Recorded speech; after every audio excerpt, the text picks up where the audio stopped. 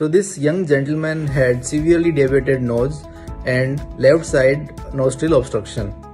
After septal rhinoplasty, there is no issue of breathing difficulty now, and his nose is very straight.